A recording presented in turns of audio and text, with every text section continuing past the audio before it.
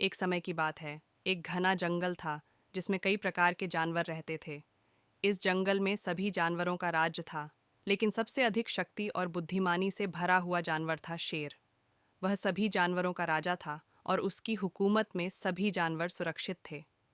जंगल में एक चतुर लोमड़ी भी रहती थी। उसका नाम था चीकू।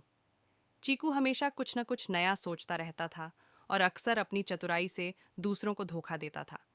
एक दिन उसने सोचा कि क्यों न जंगल के जानवरों को आपस में लड़वा दिया जाए, ताकि वह खुद मछली की तरह पानी में तैर सके। चीकू ने सबसे पहले हिरणों को अपने पास बुलाया और कहा, तुम जानते हो कि शेर तुम्हें कितना पसंद नहीं करता। वह तुम्हें हमेशा डराता है और तुम्हारी पीठ पीछे हंसता है। हिरण डर गए और सोचने लगे कि उन्हें शेर से बचने के लिए कुछ करना होगा। फिर चीकू ने शेर के पास जाकर कहा, आपकी शक्ति का तो कोई मुकाबला नहीं, लेकिन जंगल के अन्य जानवर आपके खिलाफ साजिश कर रहे हैं। वे चाहते हैं कि आप जंगल के राजा न रहें। शेर ने यह सुनकर गुस्से में आकर जंगल के जानवरों को इकट्ठा किया।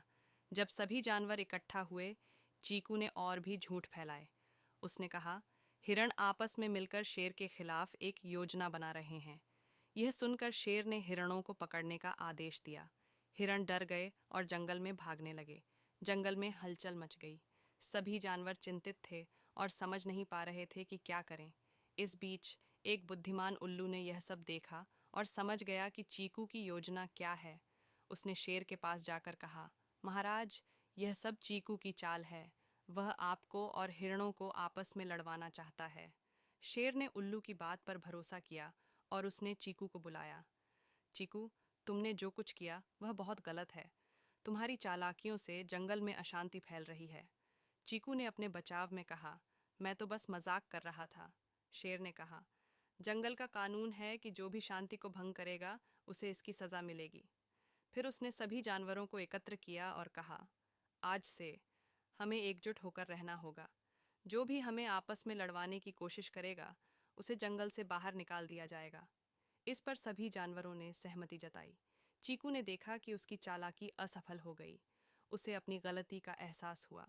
उसने सभी जानवरों से माफ़ी मांगी और यह वादा किया कि वह कभी भी ऐसी हरकत नहीं करेगा।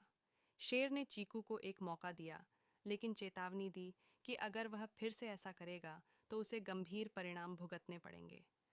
सभी जानवर फिर से एकजुट हो गए और जंगल में शांति स्थापित हुई। इस घटना ने सभी को यह सिखाया कि एकता में ही शक्ति है और किसी की चालाकी से सावधान रहना चाहिए। चीकू ने अपनी चतुराई का सही उपयोग करना सीखा और जंगल में एक अच्छा दोस्त बन गया। इस तरह जंगल में शांति और सद्भावना वापस लौट आई और सभी जानवर खुशी खुशी रहने लगे।